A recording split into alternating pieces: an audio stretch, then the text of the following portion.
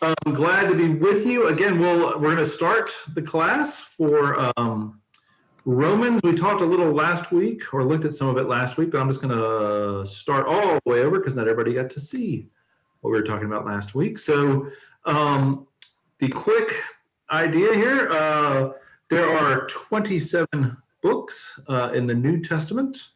You might know how many are, Mom and Dad, you can't answer because we talked about it last week, but you know how many are in the Old Testament? Don't know.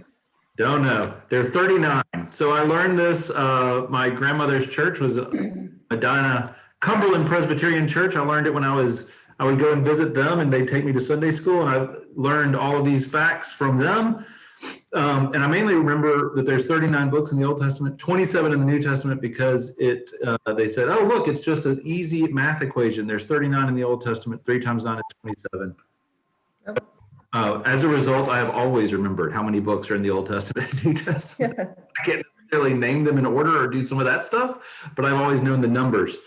13 of the books of the New Testament, or 14, depending on which expert you consult, are attributed to Paul. In other words, the majority of the books are either supposedly written by Paul or about Paul.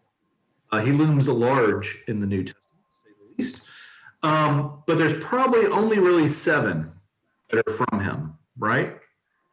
That are truly what they call, that they're 100% sure Paul wrote. Some of the others are written in a style of Paul, and because of language and a variety of things, they figured out exactly, they're not positive that they are from Paul. He either decided to change a lot of his vocabulary or was written somebody in Paul's name, which is a common occurrence. Like you would have authority, you'd claim it was written from somebody. So Paul wrote lots of letters though, right? Even whether it's 7 or 14, he wrote lots of letters.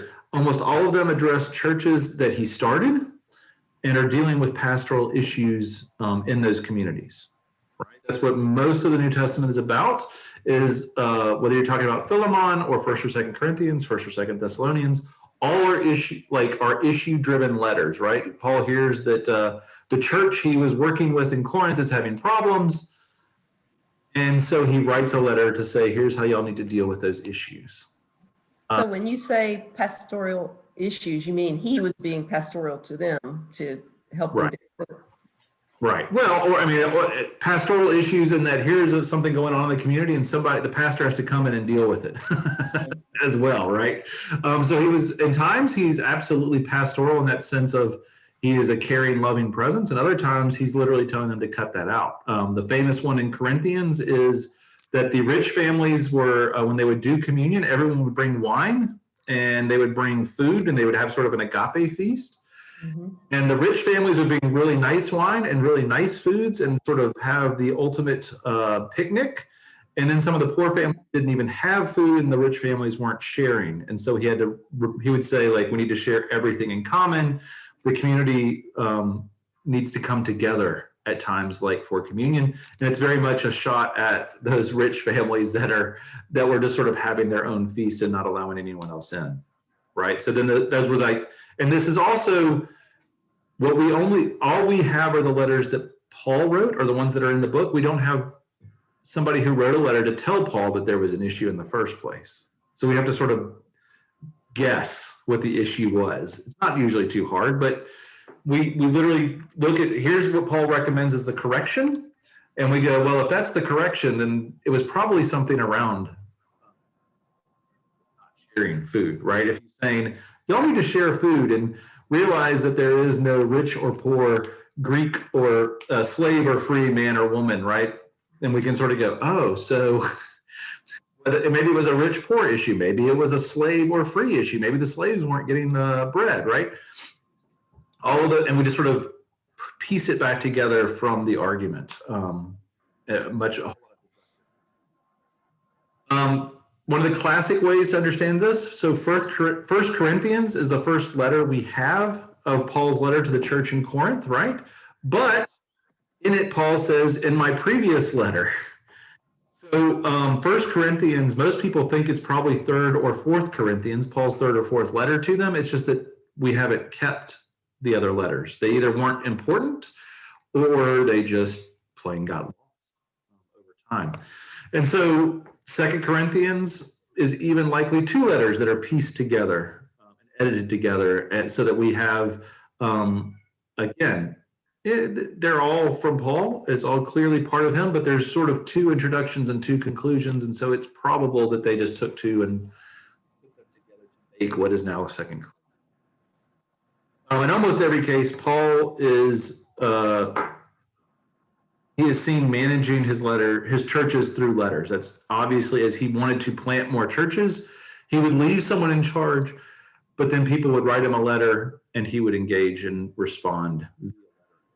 A lot of what we have are, it's not systematic theology, which is, I think, why Paul gets in trouble sometimes. He's dealing with very specific issues in specific churches. It'd be the equivalent of if someone read a sermon that a priest gave at Holy Innocents talking about how a church and school should deal with each other, and said, oh, well, this is clearly a teaching on how the church should behave everywhere. And you go, well, no, that's just because Holy Innocents has a church and a school, right? And they're addressing, whoever's preaching is talking about how churches and schools work together, which would not necessarily be true, say, at St. David's in Roswell, that does not have a church school, right?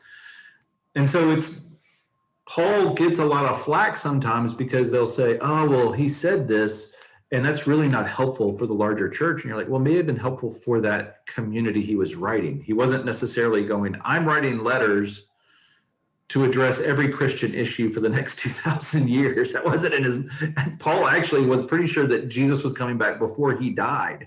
Paul, that is. And so a lot of these are purely just letters that are intended to address specific issues in specific communities at a specific time that we have then extrapolated out. Which isn't bad, because a lot of what Paul has to say is universal, but we have to recognize that it started as, as a community in relationship with each other. So the result is that we likely have dozens and dozens of letters from Paul that the communities did not think were important enough to save. And for that matter, we have lots of letters, period. The letters for Peter, 1st and 2nd Peter, 1st, 2nd, and 3rd John are likely the same, right? Those are also letters written by leaders in the church to different communities that also, those were the ones that we chose to save because they said something important. Not every letter, as we all know, we've all gotten those letters that don't really tell us anything about. And so those got put on the dust pile, and these were the ones that we felt were important enough. All that said, Romans is a very different letter. That is, Paul did not start the church in Rome. He actually had never visited the church in Rome. So this is a cold call. This is a letter. This isn't quite checking for your about your extended warranty phone call, but it's not too far off in a way. Paul probably known by the community by some level of reputation, but that was it. I mean, it was not like he knows anyone in the church. There doesn't seem to be any reference to anyone he knows. He's just writing a letter to the church. And what he's really doing is asking for money so he can go to Spain and start planting churches in the western portion of the empire. That is what is now southern France and Spain and perhaps even Morocco. He's talked about all of these churches he wants to sort of visit or start in those communities to spread the gospel throughout the So it's on one level, it's a fundraising letter. And what we instead have is also a letter of introduction. Paul is trying to tell them who he is. And as a result, it has a little bit more of a systematic theology because he's not dealing with any specific issues in the church in Rome, not that he knows of.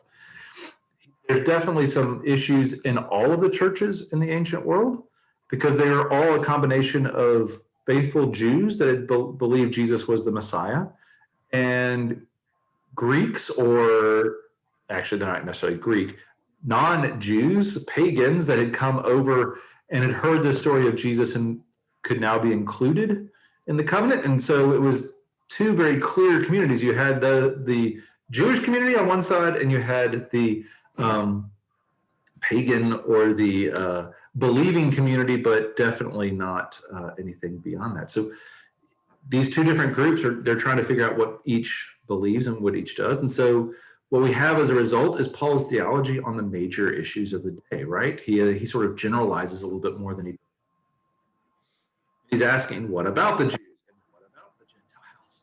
And what about this Jesus guy? Right? Those are the issues that he knows all the churches are dealing with. So he writes a letter to the church in Rome that tries to address. What time frame are we in? That's a good question. We think it's around 50 AD, maybe 60. It's some of the earliest letters. I mean, all of Paul's writings are considered the earliest parts of the gospel of the New Testament. Probably Philippians is the first letter written from what scholars believe, and that could be as early as 35.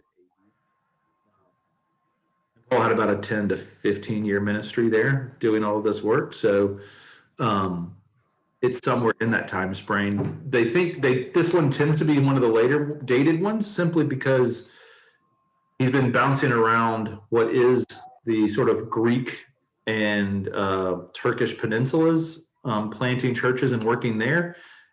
And it just makes sort of logical sense, right? If he's gone to Athens and Corinth and Thessalonica and all of these other places throughout that eastern side of the Mediterranean, that Romans, then he's sort of going east to west slowly but surely. They could be wrong, but that's the guess. So one question that's an interesting one is what that has started to come up in the last 10 years about Paul is, was Paul a Christian? Now, he definitely, it's not, the question is, did Paul believe in Jesus? He absolutely believed in Jesus. But there's a question of exactly what he believed. And the study that's going on in seminaries and the conversations is really that on one hand, Paul literally declares himself. He says, I'm a Jew, I'm a Pharisee, I am of the tribe of Benjamin, and I'm a teacher of the gospel.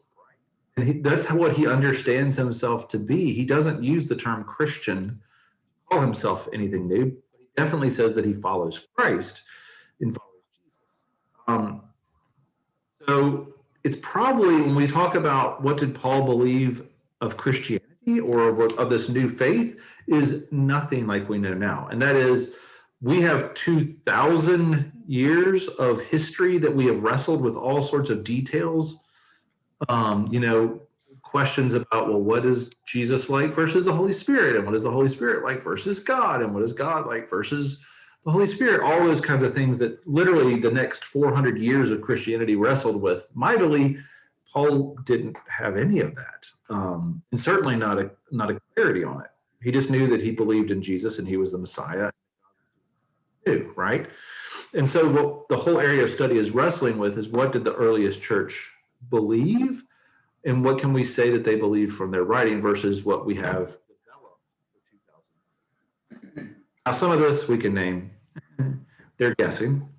They're just wondering. But I think the important part is that we recognize that largely you have a community of Jews like Paul who believe in Jesus, but they're not exactly sure what God's doing. And certainly, what is God doing when all these Gentiles are starting to flood into their communities? It's a confusing era because and now, right, Jews have their own model and their own teaching and tradition. And then all these Gentiles start showing up and saying, hey, I want to be part of this. And it would be just as disorienting today as it would be 2,000 years ago to a synagogue/temple community if all these Gentiles just suddenly came in and said, I want to be part of this, because it's not how they understand and view the world. So the result is just this sort of fascinating study of what they were preaching and to what end. And Romans is one of the books that gives us really good insight into what Paul believed, because again, he's trying to wrestle with those big issues. So there's two books that I'm going to be referencing. One is N.T. Wright's book, which it's actually not a book, it's a commentary. He's one of the authors of the NIB commentary, the New Interpreter's Bible Commentary, volume 10. He wrote the section on Romans. And his understanding, and so what we're going to do real fast is just look at the overview for these, right? So what Bishop Wright understands is that Paul is wrestling with God's righteousness, because that's what Paul says he's doing. In Romans 1:16-17, Paul says that God's gospel unveils God's righteousness. Right? The good news of Jesus unveils God's righteousness. This is a pretty common approach, but the challenge, of course, is, like everything in the church, what do we mean with the term righteousness? It gets thrown around a lot, but it's not always clear. For Bishop Wright, he has understanding of two pretty clear ideas of righteousness. The first is covenant righteousness. That's what he terms it, covenant righteousness. That is, God made promises to Israel to protect and care for Israel, right? That's what, when Abraham, Isaac, Jacob, all the patriarchs show up, and even it's renewed with Moses, God has made a covenant with Israel to protect and care. Right? In turn, they will be given the land of promise. And so, and incidentally, covenant's another one of those words we use a lot, as I'm sure Marcy could share. Covenant really is just another word for contract, right? It has scriptural connotations, but covenant really just means there's a contract between two people. They have made an agreement, and one will deliver some things and other people will deliver others. Often marriage is called the marriage covenant, which again, is the same kind of idea. It's the contract. So here's the idea of how Israel viewed the world. That is, the world was broken, sinful, corrupt, so God chose Israel to set things right. That is the heart of the covenant that is established with Abraham and God. The whole world's been messed up. God flooded it once because it was so messed up with Noah. And instead of destroying the world, he works through Abraham to try and say, well, here's a better way to live. Here's a better way to do things. And chooses Israel to be that shining example of a better way to live, more according to God's will. So the covenant is about Israel doing that work. That's the Israel side, is to be a light to the nations. Israel's job is to show a better way to be in relationship with one another and with God. I'll pause there. Does that make sense? Any questions about Israel's covenant? Covenant righteousness in this case. We'll get into the righteousness side in a second. All right, we'll keep going. So the second is that there is law court righteousness. That is, to be declared righteous in the ancient world was to be the winner of a court case. You were vindicated in your claim. So if two people came to court and were suing each other for whatever issues, or who's responsible for the donkey dying, the person who won was declared righteous. They had been justified, they had been vindicated, they were righteous in the eyes. They won the court case, right? So again, in this sense, taking it to those kinds of conversations, sin and evil are injustice, or the way the world is broken and not right. And God will therefore restore order through God's righteousness. He will declare who is the winner of the case. If there are two people declaring the other one, both have done wrong, God will say, here's the righteous person, the one that is according to my will and to the order that I want the world to have. So Israel, in this concept, will be declared righteous where Israel fulfilled that. The one is law court righteousness. That is, God is literally the judge, and he's going to determine who is right and who is wrong. And yes, we can simplify it that much. That is the idea behind this sort of idea of law court righteousness. And then covenant righteousness is this idea that God has chosen Israel to be an example of that righteousness, of the right way to live, of the right way to be. Okay? These are the two ideas of righteousness, again, according to N.T. Wright. They make sense. I can follow. And as he rightly points out, but there's a clear tension, that is, the law court righteousness has found times where Israel was not faithful to the covenant. And so there's all these moments like the Babylonian exile where God says, you didn't live up to the covenant, Israel. You weren't a shining example to the nations. You took advantage of the poor. You treated the immigrant and the outcast terribly when they came to you in need. And so I will let Babylon take you into captivity because you have not covenant righteousness, and I declare you law court unrighteous and covenant unrighteous at the same time. Right? So in other words, Israel doesn't have an automatic in for righteousness. They just have been given the rules and they have an idea of how to live into that righteousness. Whether or not they follow, it's a different story. So there's an understanding that God, in restoring order, could declare parts of Israel righteous and condemn others.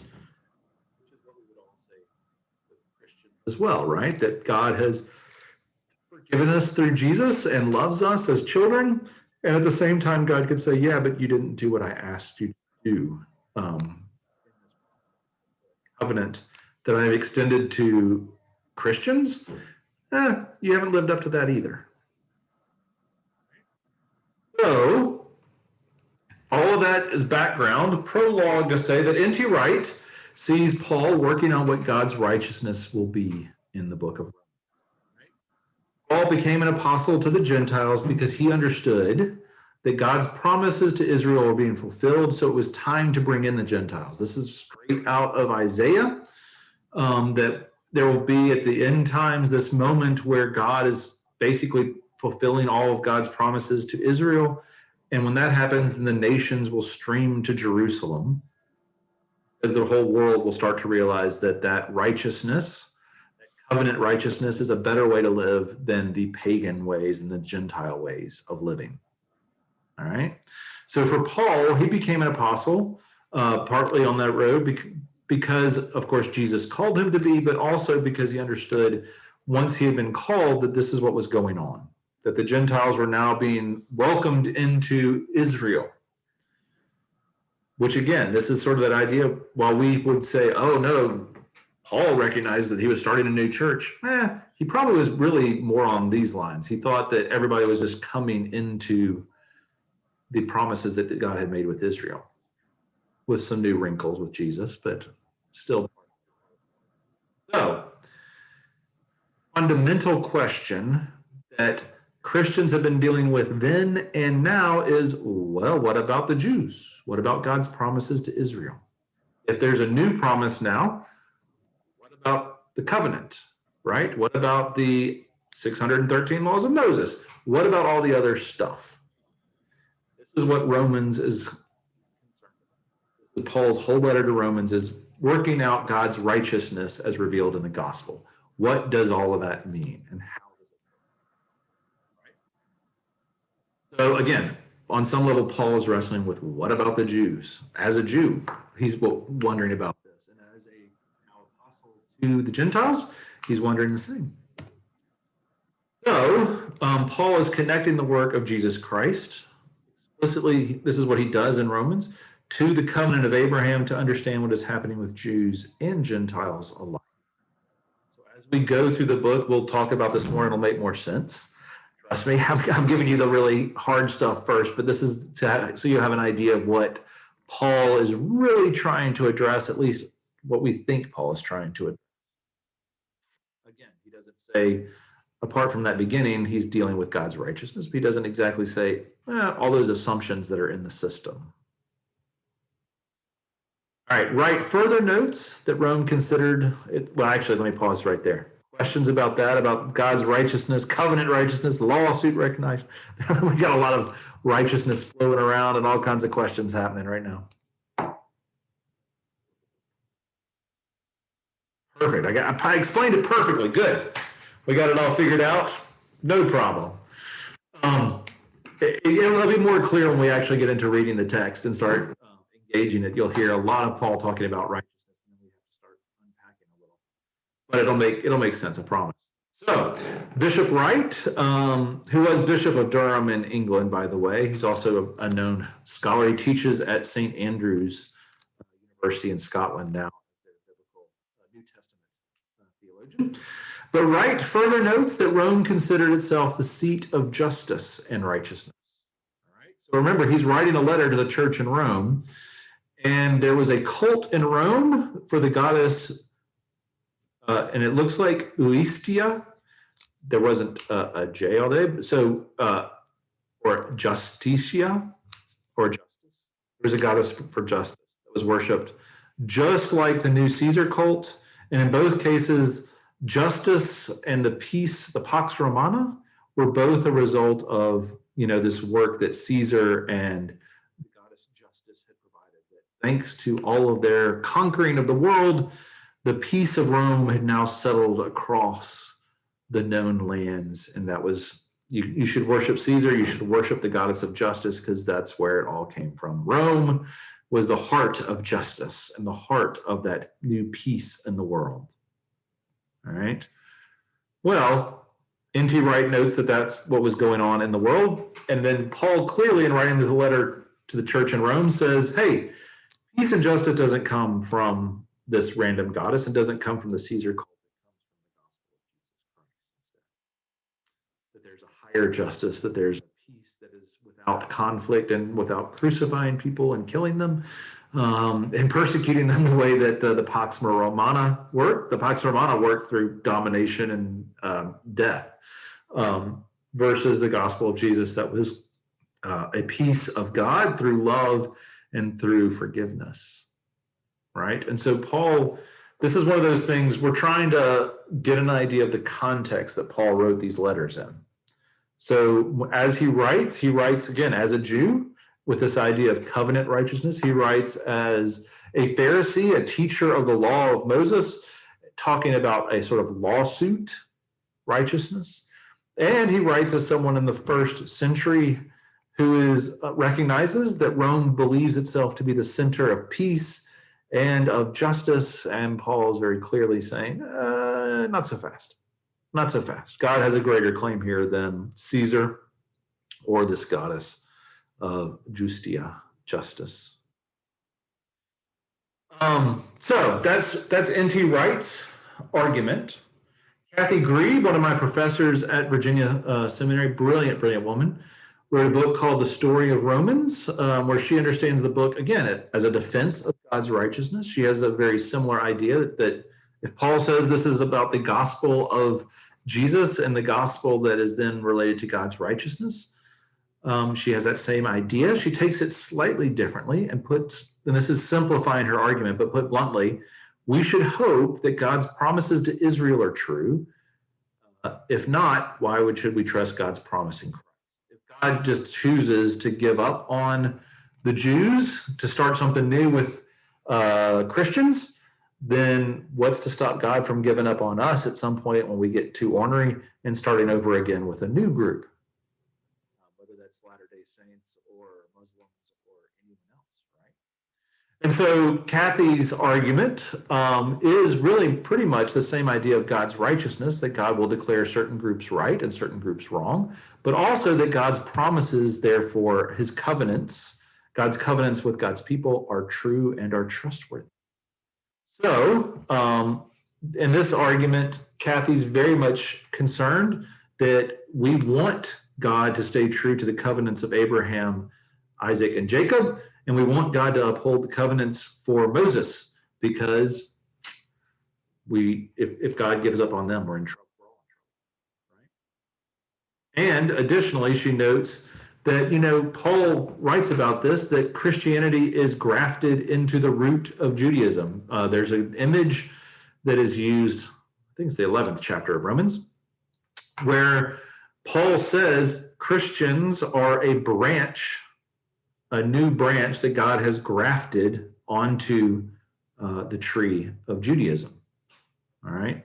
So the image is literally, and this happens, you can still do this. People will, in vineyards and in orchards around the world, you can cut off the limb of a peach tree, cut off a limb of an adjoining apple tree, and then you can wrap the peach tree limb onto the apple tree.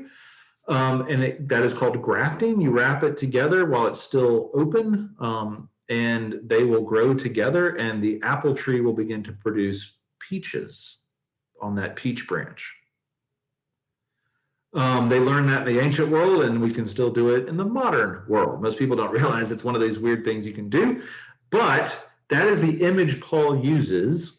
The image Paul uses of what he understands God doing with Christians, that we are the Gentiles, which, let's be honest, we would probably all be Gentiles otherwise, are grafted into the rich root of Judaism. We are this alien branch that has been grafted onto the Jewish branch. God likely cut off a branch that was not producing fruit, and we're a new branch that will produce fruit. Okay, so with all of that in mind, Kathy, and this is why I love Kathy, she's hilarious. She notes that Karl Barth proclaimed any Christian who tries to do theology without Israel is sawing off the very branch on which they are sitting.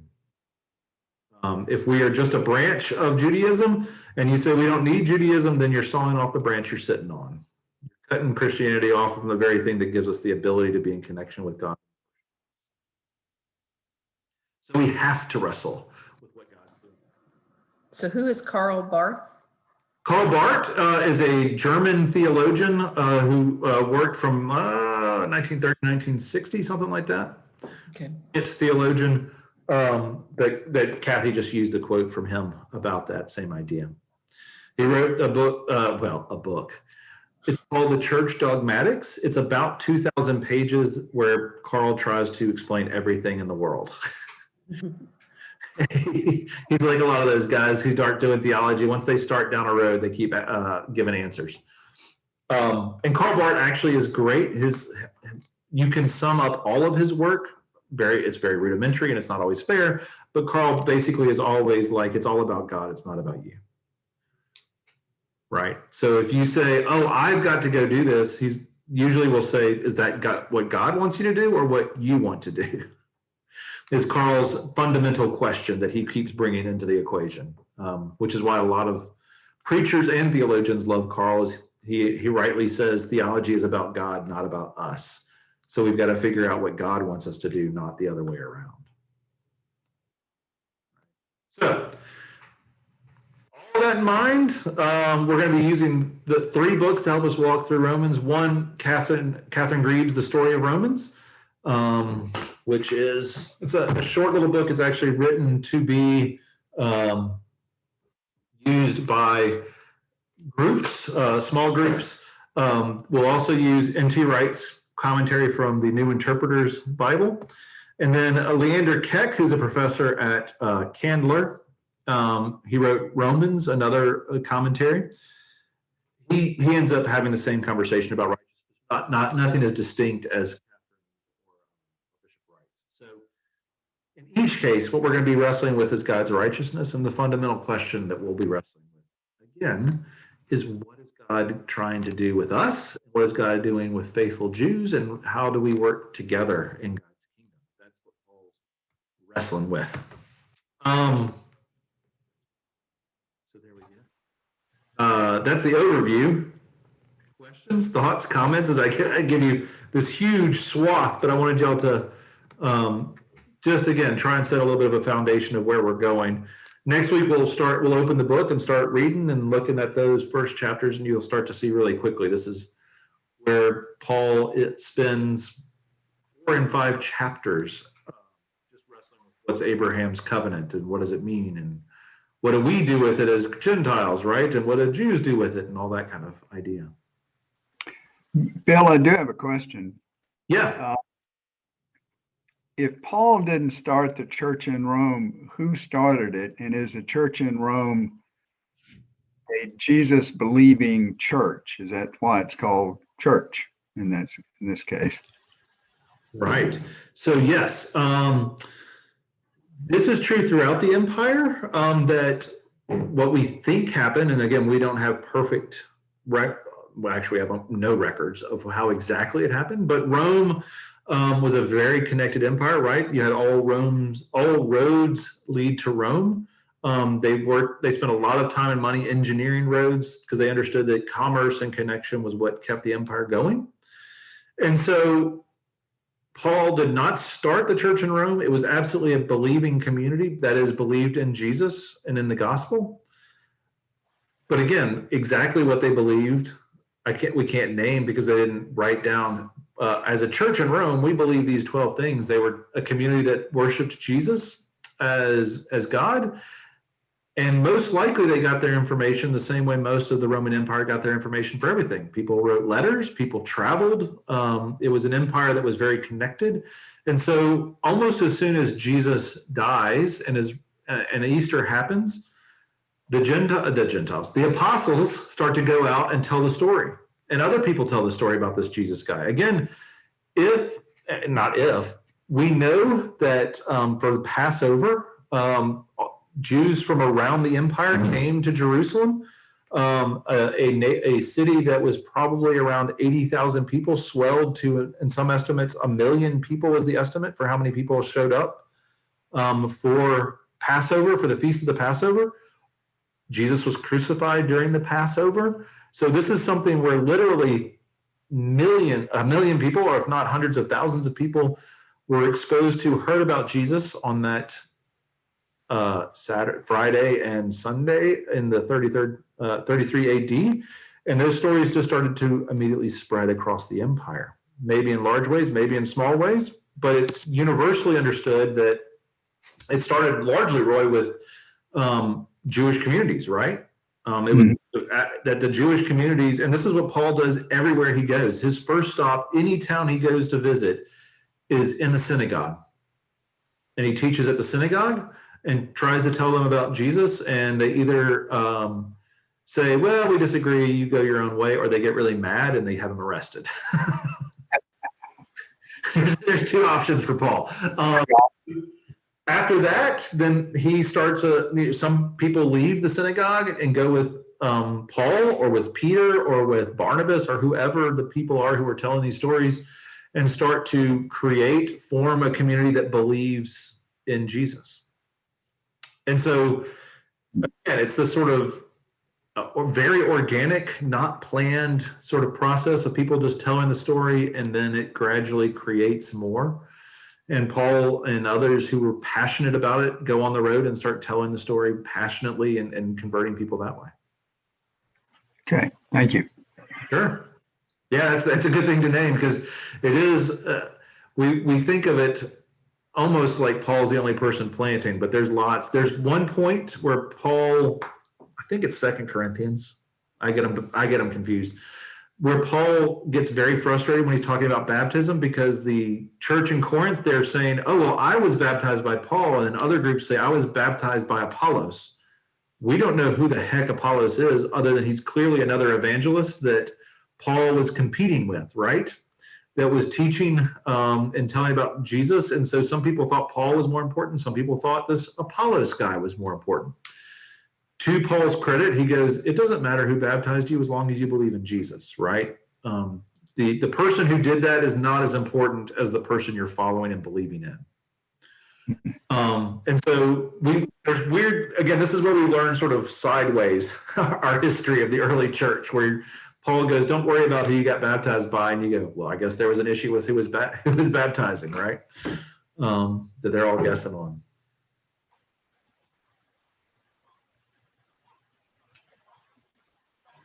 What else do we have, my friends?